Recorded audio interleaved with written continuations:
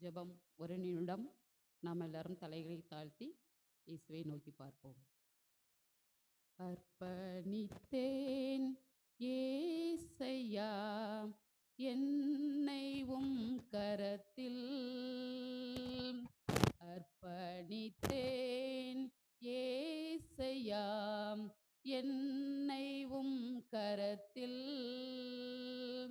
அடிமை என்னை உம் பிள்ளையாக அரவணைத்து ஏற்றுக்கொள்ளும், அடிமை என்னை உம் பிள்ளையாக அரவணைத்து ஏற்றுக்கொள்ளும், உலக மேன்மையென்று உணர்த்தும் உந்தன் வேதவாக்கு, உலக வாழ்வு மேன்மையென்று உணர்த்தும் உந்தன் வேதவாக்கு, உண்மையான வாழ்வு எங்கே, உண்மையான வாழ்வு எங்கே, உன்னத வாழ்கின்ற உன்னத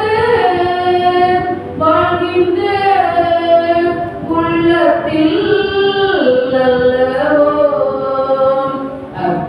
அர்ப்பணித்தேன் ஏசையா என்னை உம் கரத்தில்,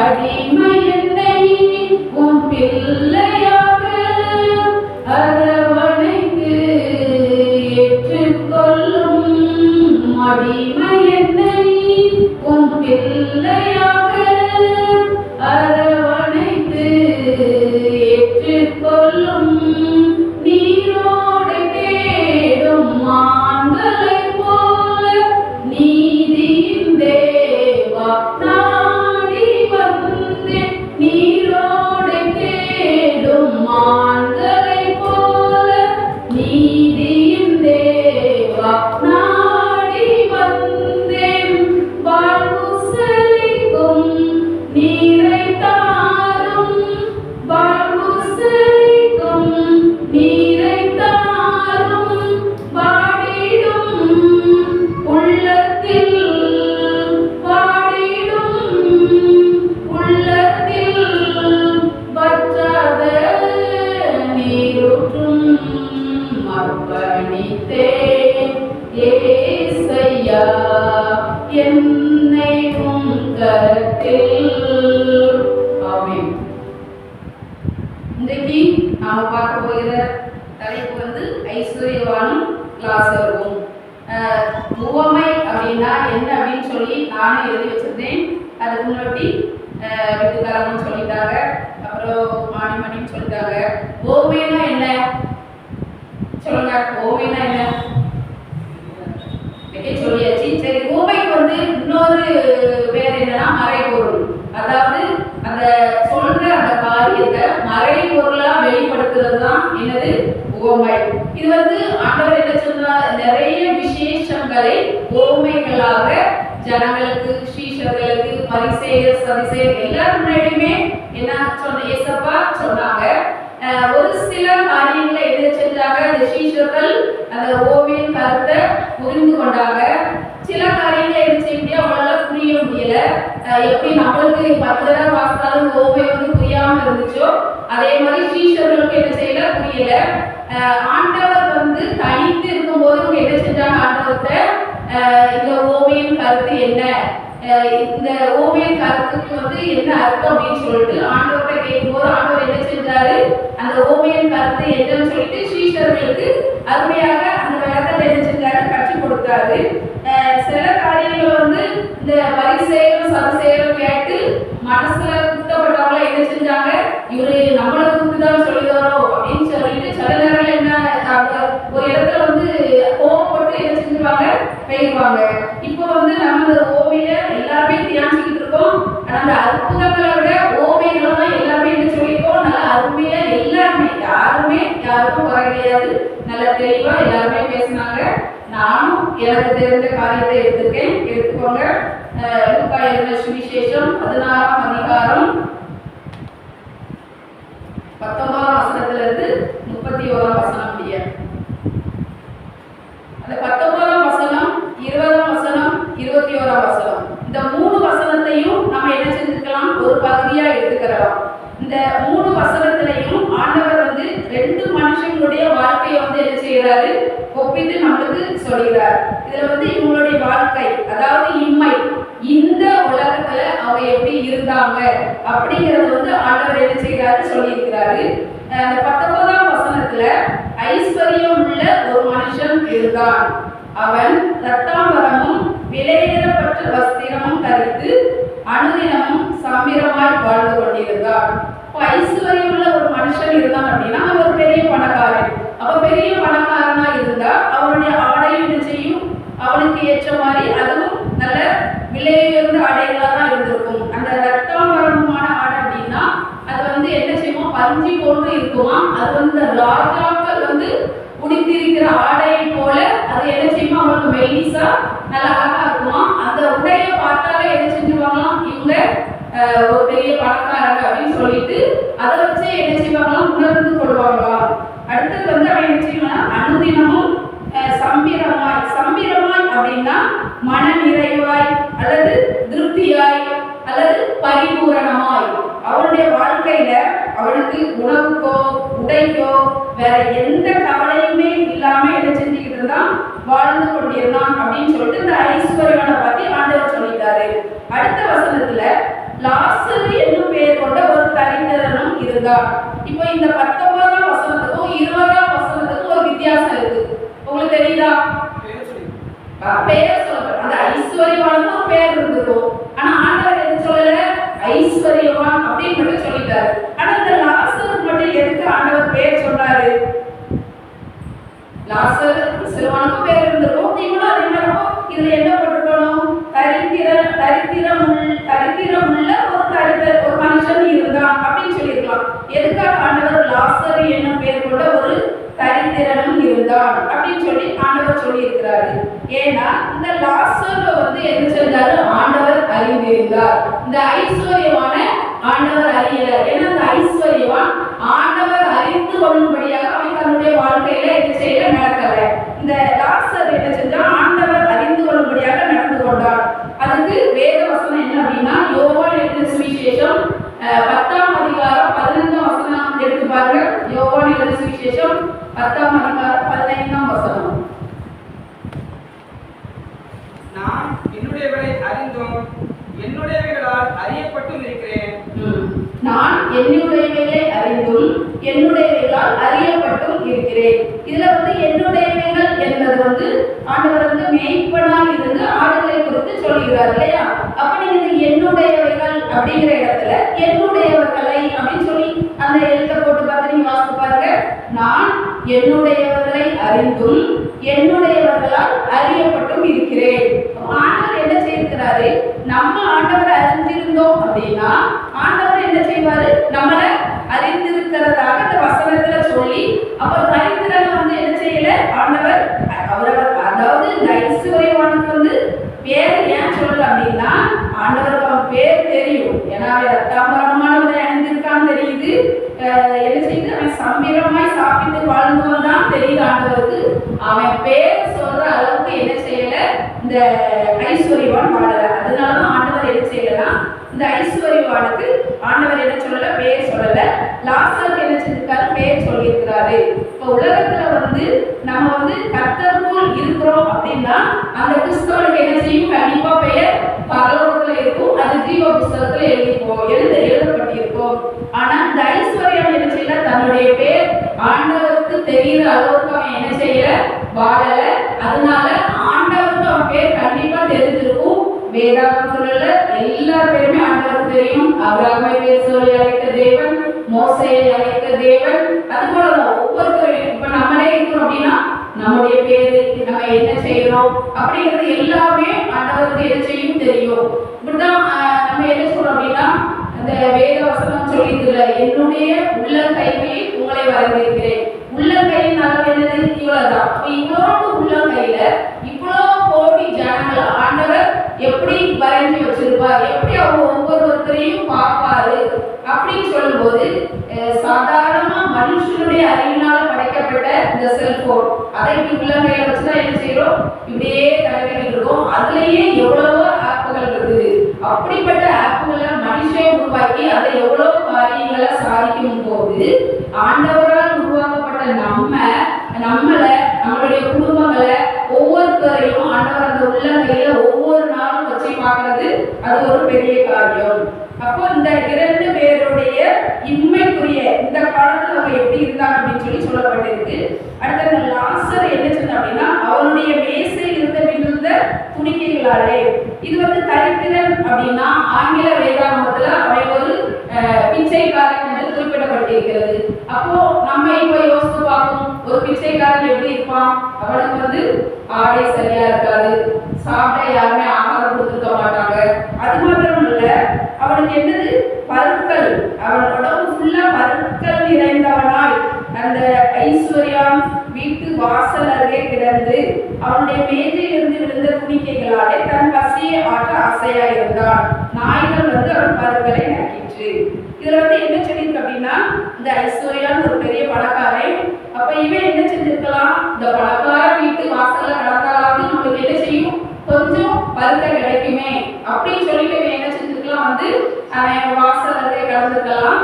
ஆனா என்ன செஞ்ச அந்த வசனத்துல வாசிக்கும் போது ஆசையாய் இருந்தான் அப்படின்னு தான் கொடுத்துருக்கு. அவன் சாப்பிட்டான்னு கொடுத்துருக்கா, அவன் திருப்தியாய் சாப்பிட்டானோ இல்ல அந்த ஆகாரத்தை எடுத்து சாப்பிட்டானோ அப்படின்னு சொல்லல. ஆசையா இருந்தான் அப்படின்னா அந்த வார்த்தை கொடுத்துருக்கு. ஆசையா இருந்தான் என்பதும் சாப்பிட்டான் என்பதும் வித்தியாசம் இருக்கு. இப்போ நான் ஒரு பொருள் மேல ஆசைப்படுறேன் அப்படின்னா அதுக்கு ஆசையா இருந்தேன், அதை அனுபவிக்கல. அதனால அவன் சாப்பிடல. ஒருவேளை என்ன செஞ்சிருக்கலாம், அவன் அந்த சாப்பாடு துணிக்கைகள் அப்படின்னா சின்ன சின்ன அந்த சாப்பாடு சிந்துறது, அந்த மீடியா கிடக்கிற அந்த துகள்கள், அதை என்ன செஞ்சிருக்கலாம், வெளியே கொண்டு கொட்டியிருக்கலாம். இவன் என்ன செஞ்சிருக்கலாம், அதை ஆசையா சாப்பிட போறதுக்கு முன்னாடியே என்ன செய்யும், அந்த நாய்கள் கூட்டம் அதை என்ன செஞ்சிருது, அந்த உணவை சாப்பிடுது. இவனுக்கு என்னது, அந்த உணவு கிடைக்காம போயிருது.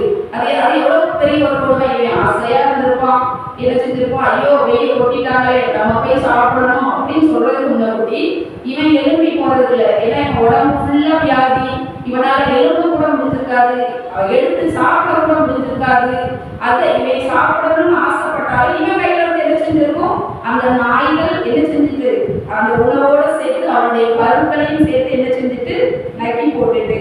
இப்போ இதுதான் இந்த இம்மைக்குரிய காலத்துல இவங்க இந்த இருவருடைய வாழ்க்கை. அடுத்ததாக பாருங்க 22ஆம் வசனத்துல இந்த தொடக்கத்துல என்ன சொல்லப்பட்டிருக்கு, பின்பு அப்படின்னா இந்த இருவருடைய வாழ்க்கைக்கு பின்னாடி என்ன நடக்குது. இந்த 22ஆம் வசனத்துல அவங்களுடைய மரணத்தை குறித்து சொல்லப்பட்டிருக்கிறது. அப்ப அதுல முதலாவது அந்த தரித்திரன் மரித்து தேவதூதரால் ஆபிரகாமுடைய மடியிலே கொண்டு போய் விடப்பட்டான். அப்போ முதலாவது இங்க மரிக்கிறது இந்த தரித்திரன் மரிக்கிறான். அந்த தரித்திரன் மரித்து தேவதூதரால், அவன் ஒரு பிச்சைக்காரனா இருந்ததுனால என்ன செஞ்சிருப்பாங்க, யாருமே பார்த்துக்க மாட்டாங்க. ஏன்னா உயிரோடு இருக்கிறதுலயே அவன் பருக்கல்ல நீர் வடிச்சிருக்கும், ஒரு துர்நாற்றம் வீசி இருக்கும், நாய்கள்லாம் எப்பவுமே என்ன செஞ்சிருக்கும் அவன் பக்கத்துல இருந்திருக்கும். ஆனா செத்த பிறகு அதனோட வாடை என்ன செஞ்சிருக்கும் அதிகமா இருக்கும். அதனால யாராவது அவன் பக்கத்துல போயிருப்பாங்களா, யாருமே அவன் பக்கத்துல போயிருக்க மாட்டாங்க. அவன் இறந்த உடனே அவனுடைய உடல் மட்டும்தான் இங்க அழுகி கிடந்திருக்கும். ஆனா அவனுடைய ஆவி என்ன செஞ்சிருக்கும், தன்னை தந்து தேவனிடத்துக்கு போய்விடும். அதுதான் இங்க சொல்லப்பட்டிருக்கிறது. ஆபிரகாமுடைய மடியிலே கொண்டு போய் தேவதூதர்களால் விடப்பட்டான். அப்போ அவன் இறந்த அடுத்த செகண்டே தேவதூதர்கள் என்ன செஞ்சுட்டாங்க, அவனுடைய ஆவியை எடுத்துக்கொண்டு ஆபிரகாமுடைய மடியில் வச்சுட்டாங்க. இந்த ஆபிரகாமுடைய மடி என்பது பரதீஸ் என்பது நம்ம எல்லாருக்கும் தெரிஞ்சிருக்கலாம். அப்போ ஆபிரகாமுடைய மடினா பரதீஸ். அந்த பரதீஸ்ல கொண்டு இந்த லாசரை விட்டாச்சு. அப்ப இந்த லாசருக்கு ஒரு நிமிஷத்திலேயே அந்த மறுரூபமாகிற ஒரு தன்மை. இந்த பூலோகத்துல இருக்கும்போது அவன் என்ன செஞ்சிருப்பான், பருக்களோட வியாதியோட இருந்திருப்பான். ஆனா அந்த பரலோகத்துக்கு போனப்ப அந்த பருக்கள் எதுவுமே அவனுக்கு இருந்திருக்காது. நல்லா சுத்தமா இருந்திருப்பான், நல்ல ஆடை அணிஞ்சிருப்பான், நல்லா என்ன செஞ்சிருப்பான், அழகா அந்த ஆபிரகாமுடைய மடியில வீச்சு இருந்திருப்பான். அடுத்தது இந்த தரித்திரனை பாருங்க, அவன் ஐஸ்வர்யவானும் மரித்து அடக்கம் பண்ணப்பட்டான். அங்க என்ன கொடுத்திருக்குன்னா அவனும் மரிச்சான், ஆனா தேவதூதர்களால் அப்படின்னு சொல்லப்பட்டிருக்கிறது. ஆனா இங்க இந்த ஐஸ்வர்யவான என்ன செஞ்சா மரித்து அடக்கம் பண்ணப்பட்டான் அப்படின்னு சொல்லியிருக்கு. அப்ப இந்த ஐஸ்வர்யவானா இங்க ஒரு பெரிய ஐஸ்வர்யவான், இவனை பார்க்க என்ன செஞ்சிருப்பாங்க, நிறைய பேர் வந்திருப்பாங்க. அவங்களுடைய அந்த ஐஸ்வர்யவான்கள், இவன் எங்கெல்லாம் போனாலும் அவங்களுடைய இந்த ஃப்ரெண்ட்ஸ் எல்லாருமே வந்து என்ன செஞ்சிருப்பாங்க, அவனுடைய அடக்க ஆராதனைக்கு வந்திருப்பாங்க. உலக மனிதர்கள் தான் என்ன செஞ்சாங்க, இந்த ஐஸ்வர்யவான அடக்கம் பண்ணாங்க. இவனுடைய அடக்க ஆராதனை என்ன செஞ்சிருக்கும், ஒரு பிரம்மாண்டமான அடக்க ஆராதனையா நடந்திருக்கும். அநேக மக்கள் வந்து கொண்டிருப்பாங்க, அநேகர் இவனை பத்தி பேசியிருப்பாங்க. அதனாலதான் என்ன சொல்லிருக்கு அப்படின்னா அவனும் மரித்து அடக்கம் பண்ணப்பட்டான். இவனை என்ன செஞ்சாங்க, தேவதூதர்கள் அடக்கம் பண்றதுக்கு தேவதூதர்கள் வந்து எடுத்து கொண்டு போயிட்டாங்க. ஆனா அந்த ஐஸ்வர்யவான் என்ன செஞ்சு மரித்து அடக்கம் பண்ணப்பட்டான் அப்படின்னு சொல்லப்பட்டிருக்கு. இது வந்து இரண்டாவது. முதல்ல அவங்க இந்த உலகத்துல வாழும்போது எப்படி வாழ்ந்தாங்க அப்படிங்கிறதையும் ஆண்டவர் சொல்லிட்டாரு. ரெண்டாவது அவங்களுடைய மரணமும் எப்படி இருந்ததுன்னு அதுவும் ஆண்டவர் சொல்லிட்டாரு. அடுத்தது மூணாவதாக அந்த 23ஆம் வசனத்துல இருந்து அந்த 31ஆம் வசனம் வரை அது என்ன கொடுத்திருக்கு அப்படின்னா நித்திய வாழ்வு, மரணத்துக்கு பிறகு இருக்கிற அந்த நித்திய வாழ்க்கையை குறித்திருக்கிறது.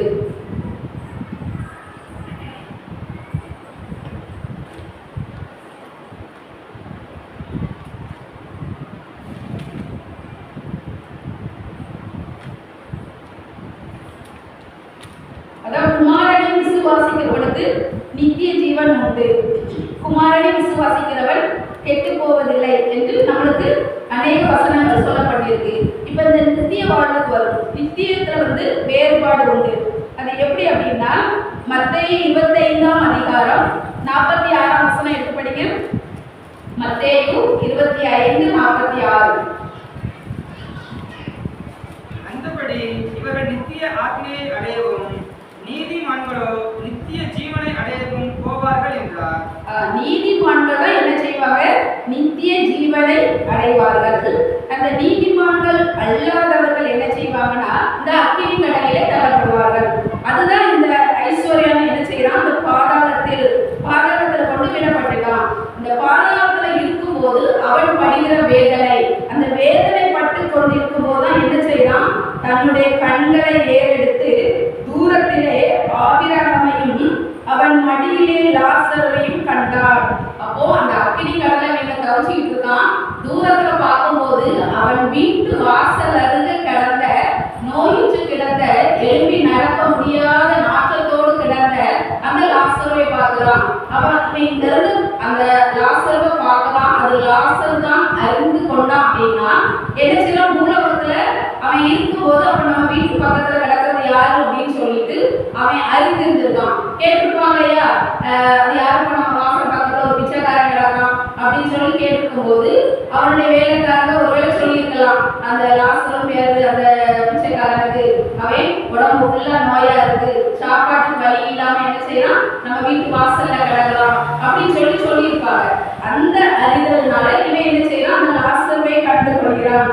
லாசருவை கண்டு கொண்டு என்ன சொல்றான், அவன் வந்து ஆபிரகாமிட்ட கேட்கிறான், நீர் எனக்கு இறங்கி லாசரு தன் விரலின் முடியை தண்ணீரால் தோய்த்து என் நாவை குளிர பண்ணும்படி அவனை அனுப்ப வேண்டும். இவனுக்கு வந்து அந்த அக்கினி ஜுவாலையில அதிகமாக வெக்க அதை தாங்க முடியல. என்ன செய்யறான், தண்ணி தாகம், அவனுக்கு என்ன வேணும், தண்ணீர் வேண்டும் என்று கேட்கிறான். அவன் எந்த தண்ணீரை கேட்கிறான், ஆபிரகாம் பக்கத்திலேயோ அல்லது லாசர் பக்கத்திலேயோ தண்ணி வச்சிருந்தாங்களா, அந்த தண்ணீரை கேட்கல. அவன் பார்த்த தண்ணீர் எது அப்படின்னா வெளிப்படுத்துதல் 22ஆம் அதிகாரம் 1ஆம் வசனம். வெளிப்படுத்துதல் 22:1.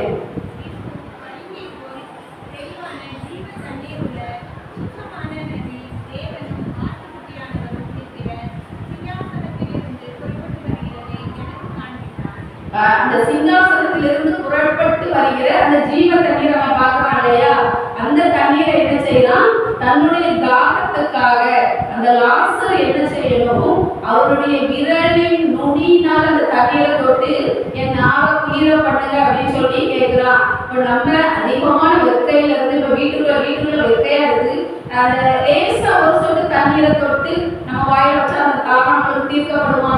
முடியாது. ஒரு சொட்டு தண்ணி குடிச்சாலும் அந்த தாகம் நம்மளுக்கு என்ன செய்யாது, அடங்கவே அடங்காது. ஆனா இவன் என்ன செய்யலாம், ஒரு சொட்டு தண்ணி அந்த என்னுடைய நாவை குளிர பண்ணுறதுக்காக ஒரு சொட்டு தண்ணியாவது தாமலை அப்படின்னு சொல்லி என்ன செய்யறான், அந்த ஆபிரகாம் எடுத்து கேட்கிறான். அதுதான் ஆண்டவர் ஒரு வசனம் சொல்லியிருக்கிறாரு, நீதிமொழிகள் 21ஆம் அதிகாரம் 13ஆம் வசனம். நீதிமொழிகள் 21ஆம் அதிகாரம் 13ஆம் வசனம்.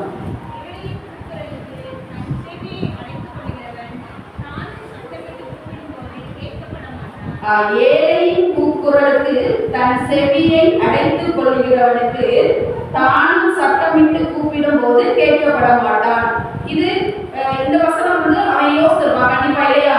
அவன் லாசரு ஏழையா இருக்கும் போது, அவன் வீட்டு வாசல் கிடக்கும் போது ஒரு நாள் கூட என்ன செய்யல அவனுக்கு கொஞ்சம் அவன் ஆறுதல் அடையணும்னு சொல்லி ஒரு தண்ணீரோ ஒரு ஆகாரமோ ஒரு ஆடையோ அவனுக்கு என்ன செய்யல, கொடுக்கல. இப்போ அந்த மனிதன் ஐஸ்வர்யான் வெளியே வரும்போதும் வெளியில இருந்து உள்ள போகும்போது கண்டிப்பா என்ன செஞ்சிருப்பான், அந்த லாசர் பார்த்து ஐயா அப்படின்னு சொல்லி ஏதோ ஒன்று கேட்டிருக்கலாம். அப்போ இவன் என்ன செய்யல, அவருடைய சத்தத்தை என்ன செய்யல, இவன் கேட்கல. அதனால இப்போ என்ன செய்யற, இந்த நரகத்துல வந்து அவன் வேதனைப்படும் போது அதான் அந்த வசனத்தை வந்து ஆண்டவர் நம்மளுக்கு உணர்த்துகிறார்.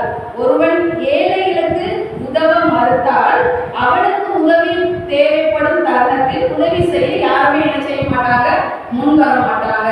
இப்போ ஏழையின் குரலுக்கு என்ன செய்யக்கூடாது, தன்னுடைய செவியை அடைத்துக் கொள்ளக்கூடாது அப்படின்னு சொல்லி இந்த வசனத்தின் மூலமாக ஆண்டவர் நம்மளுக்கு உணர்த்துகிறார்.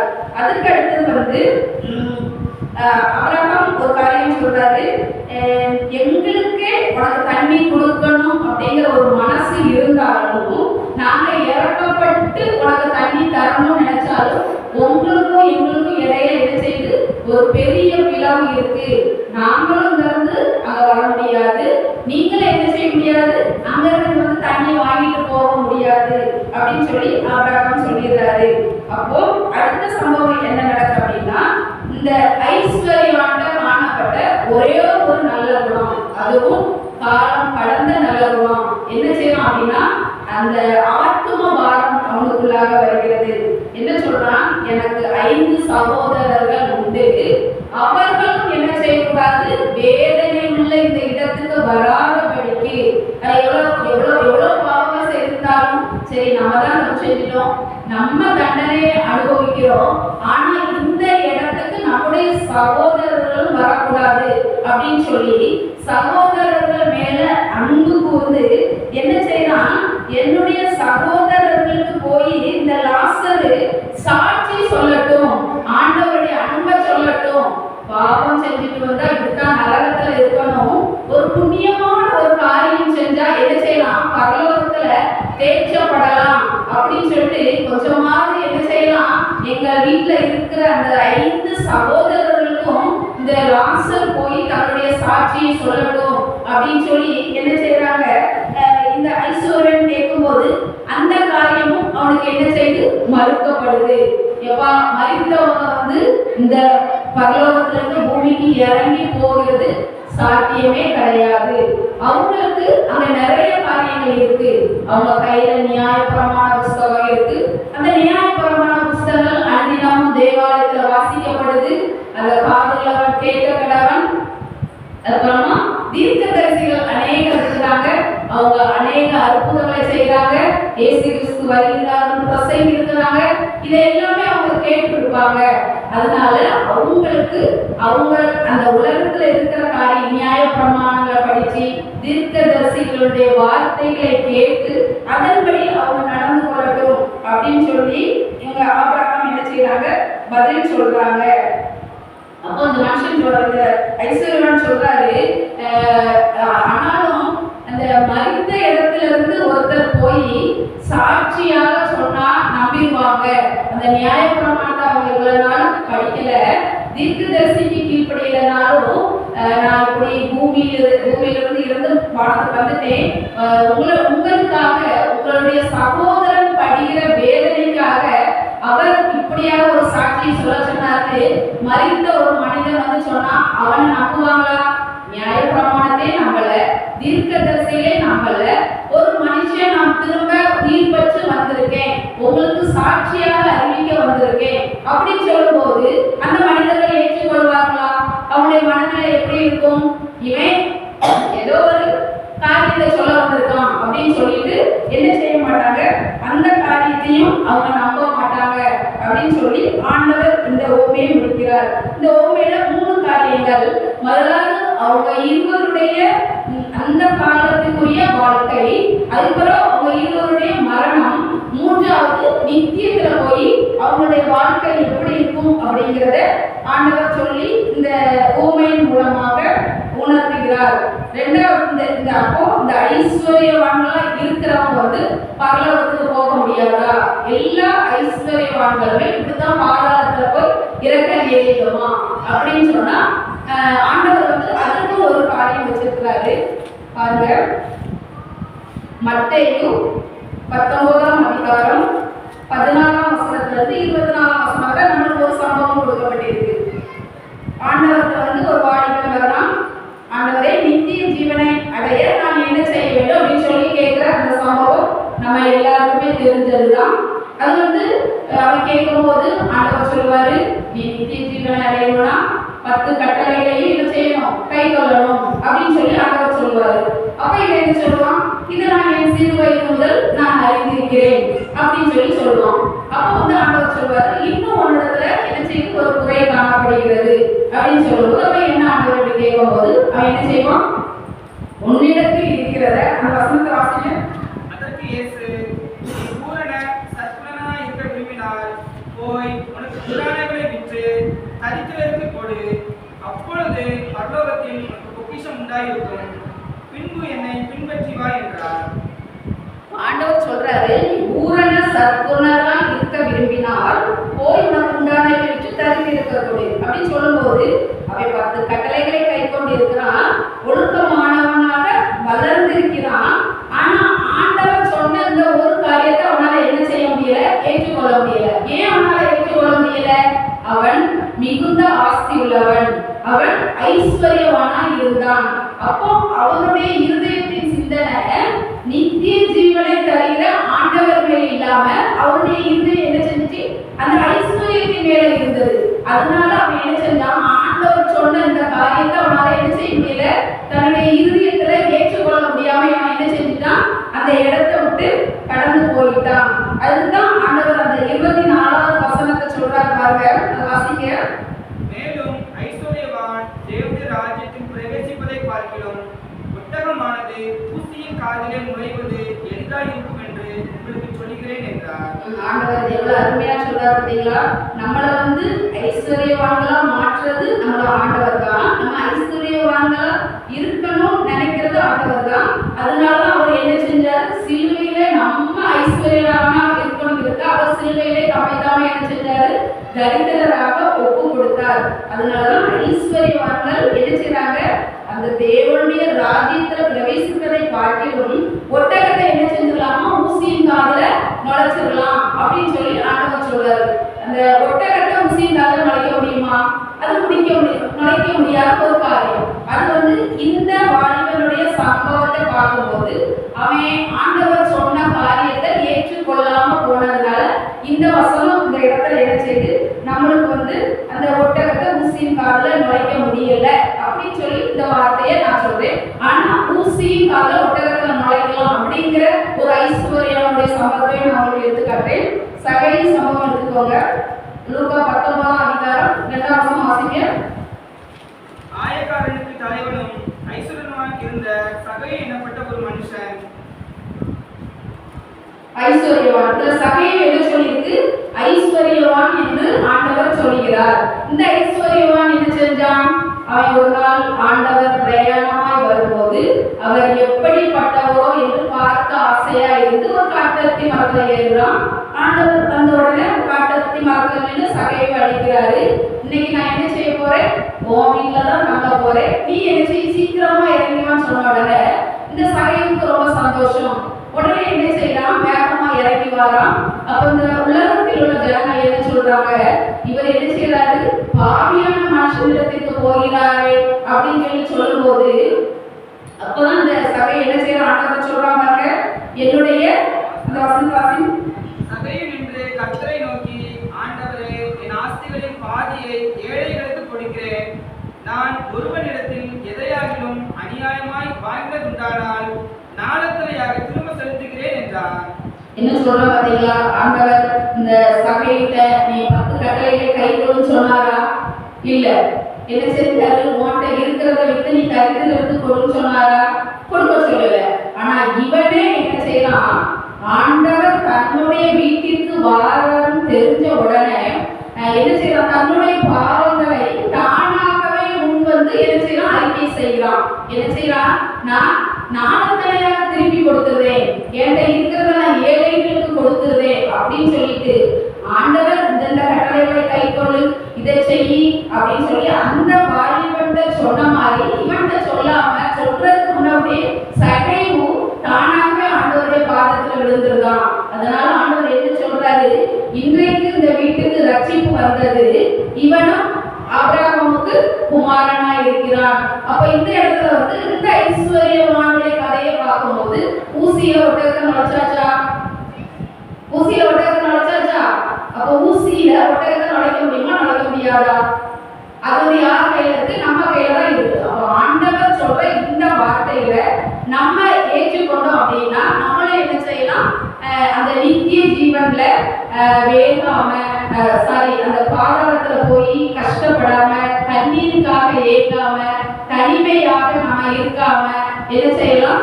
ஆண்டவரோடு நித்திய காலமா நாம என்ன செய்யலாம்? வாழலாம். இப்போ வந்து இந்த ஐஸ்வர்யா லாசர் சம்பவம் சொல்லியாச்சு. அப்ப யார் அந்த தேவனுடைய ராஜ்யத்தில் பிரவேசிப்பா அதையும் நான் உங்களுக்கு சொல்லிட்டேன். இன்னும் ஒரே ஒரு நபர் மட்டும் நான் உங்களுக்கு காட்டிட்டு நான் முடிச்சிருந்தேன். இன்னொரு மனிதர் இந்த நீதிமொழிகள் 30ஆம் அதிகாரத்துல ஆகூர் அப்படின்னு சொல்லி ஒரு மனிதனை குறித்து எழுதப்பட்டிருக்கு. அவருடைய ஜெபத்தை குறித்தும் அதுல என்ன செஞ்சிருக்கு? எழுதப்பட்டிருக்கு. அந்த அந்த நீதிமொழிகள் 30ஆம் அதிகாரம் 8ஆம் வசனத்தை வாசிங்க.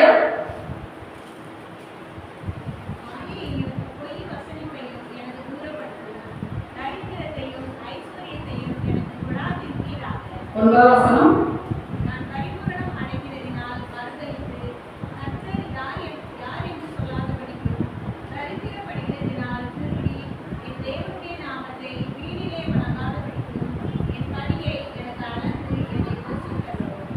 நம்ம எல்லாருமே ஐஸ்வர்யம் வேணும், ஐஸ்வர்யம் வேணும், யாவேசின் ஜெபமோட அப்படிதான் இருக்கும். என் எல்லையை பெரிதாக்கி தேவரீர் என்னோட கூட இருந்து முதல்தரம் என்னை வழிநடத்த அப்படி இருக்கும். ஆனா இந்த இதுல வந்து இவன் என்ன சொல்றான் பாருங்க, இந்த ஆகூர் அழகாக அவருடைய ஜெபத்தை ஏறிக்கிறார். முதலாவது இந்த 2ஆம் வசனத்துல மனுஷர் எல்லாரையும் நான் மூடன், மனுஷர் கேட்ட புத்தி எனக்கு இல்லை.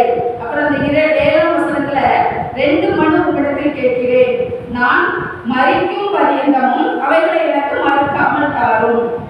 முதற்காரியம் என்னது? மாயையும் பொய் வசனிப்பையும் எனக்கு கூறப்படுத்தும். அடுத்தது தரித்திரத்தையும் ஐஸ்வர்யத்தையும் எனக்கு கூடாதிருப்பாராக. என்ன சொல்ற? 2 காரியம். எனக்கு ஐஸ்வர்யமும் வேண்டாம், தரித்திரமும் வேண்டாம், நடுத்தரமான எனக்கு தாங்க.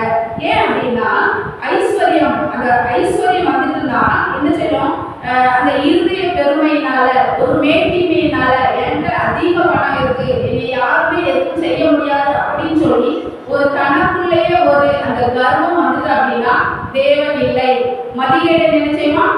தேவன் இல்லை என்று சொல்லுவான். அப்போ இவன் வந்து அந்த பெருமையோடு வாழும்போது ஆண்டவர் என்ன செய்யல? இல்லை அப்படின்னு சொல்லிட்டு சொல்லாத படிக்கும்.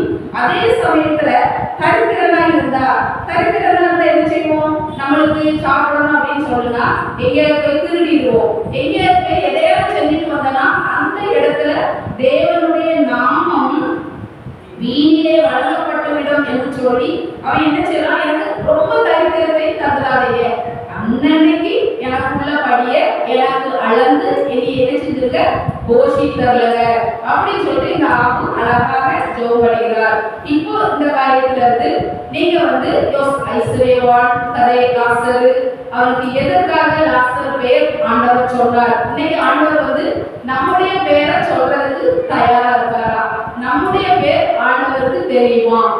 அடுத்ததாக மரணம். இந்த மரணம் வந்து நம்ம தேவதூதர்களால் அடக்கம் பண்ணப்படுகிறோமா, உலக மனிதர்களால் அடக்கம் பண்ணப்படுகிறோமா என்பதையும் நம்ம யோசிப்போம். பிறகு அந்த நித்தியத்துல போய் நம்ம இருக்கணும்னா உண்மையிலே சொல்ல போனா கொடுக்கப்பட்ட உவமைகள் இருந்து இந்த எனக்கு தெரிஞ்சு இந்த ஒரு உவமையில ஆண்டவர் மனுஷனுடைய வாழ்க்கையில இனிமேல் எப்படி இருக்கும், மரணம் எப்படி இருக்கும், நித்திய ஜீவன் எப்படி இருக்கும் அப்படிங்கிற இந்த 3 பகுதிகளையும் சொல்லியிருக்கதா நான் நினைக்கிறேன். அதனால நாம என்ன செய்வோம், இந்த ஆகூரை போல நம்முடைய ஜெபத்தை ஏறெடுப்போம். ஆண்டவர் நம்மளை ஆசீர்வதித்து வழிநடத்துவார்கள். ஆமென். ஜெபம் செய்வோம். இசப்பா, மனுஷர் எல்லாரையும் நான் மூடன், மனுஷனுக்கு ஏற்ற புத்தி எனக்கு இல்லை. ஆயினும் 2 மனு உம்மிடத்தில் கேட்கிறேன். நான் மறிக்கும் பரியந்தமும் அவைகளை எனக்கு மறுக்காமல் தாரும். மாயையையும் பொய் வசனிப்பையும் எனக்கு தூரப்படுத்தும். தரித்திரத்தையும் ஐஸ்வர்யத்தையும் எனக்கு கொடாதிருப்பீராக. நான் பரிபூரணம் அடைகிறதினால் மறுதலித்து கர்த்தர் யார் என்று சொல்லாதபடிக்கும், தரித்திரப்படுகிறதினால் திருடி என் தேவனுடைய நாமத்தை வீணிலே வழங்காதபடிக்கும் என் படியை அளந்து என்னை யோசித்தருளும். ஆமென்.